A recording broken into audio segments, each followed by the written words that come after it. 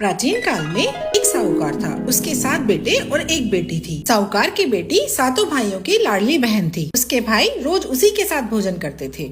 एक समय उसने अपनी सातों भाभियों और अपनी माँ के साथ करवा चौथ का व्रत रखा। उस दिन भी रोज की तरह उसके भाइयों ने अपनी बहन को खाना खाने के लिए बुलाया। तब बहन बोली, भैया आज मेरा करवा चौथ का व्रत है, इसलिए चांद उगेगा तब खाना खाऊंगी। भाइयों ने सोचा कि बहन भूखी रहेगी, इसलिए एक भाई ने दिया लिया, एक भाई ने चलनी ली और पहाड़ पर चढ़ गए।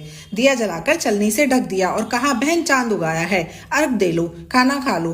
तब बहन ने भाभियों से कहा, भाभी चांद देख लो। भाभी बोली कि बाई जी ये तो चांद तुम्हारे लिए उगा है, तुम ही देख लो, हमारा चांद तो रात में दिखेगा। बहन अकेली ही चांद देखकर खाना खाने बैठ गई। पहले कौर में बाल आया, दूसरे में ससुराल से बुलावा आ गया कि बेटा बहुत बीमार है, सो बहू को जल्दी भेजो। माँ ने जैसे ही कपड़े निकालने के लिए बक्सा खोला, 3 बार कभी सफेद कभी काला कभी नीला कपड़ा हाथ में आया।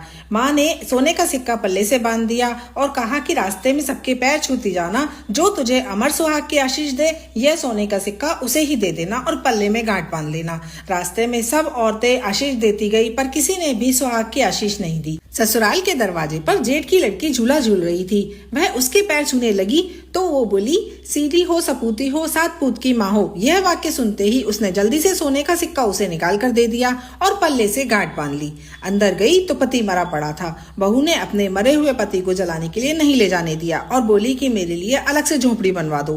तब वहीं अपने मरे हुए पति को लेकर रहने लगी।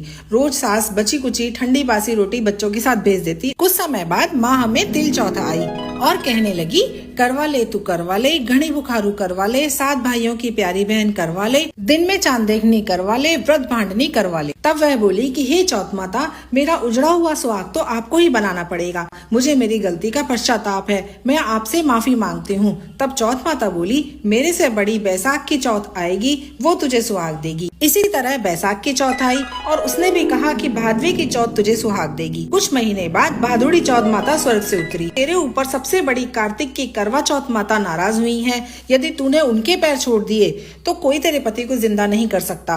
कार्तिक का महीना आया, स्वर्ग से चौथ माता उतरी। चौथ माता आई और गुस्से से बोली, भाइयों की प्यारी बहन करवा ले तू करवा ले, दिन में चांद देखनी करवा ले, व्रत भांडनी करवा ले, घड़े बुखारू करवा ले। साहूकार की बेटी ने चौथ माता के पैर पकड़ लिए और विलाप करने लगी, हे चौथ माता, मैं ना समझती, मुझे इतना बड़ा दंड मत दो। मेरी बिगड़ी आपको बनानी ही पड़ेगी, क्योंकि आप सब जगत की माता हैं और सबकी इच्छा पूरी करने वाली हैं। उसके इस करुण पुकार को सुनकर माता का हृदय पिघला और माँ ने उसे अमर सुहाग का वरदान दे दिया। करवा चौथ माता की कृपा से उसका पति पुनर्जीवित हो गया और दोनों पति पत्नी ने चौथ माता का धन्यवाद किया और विधि विधान से उज्जवल किया।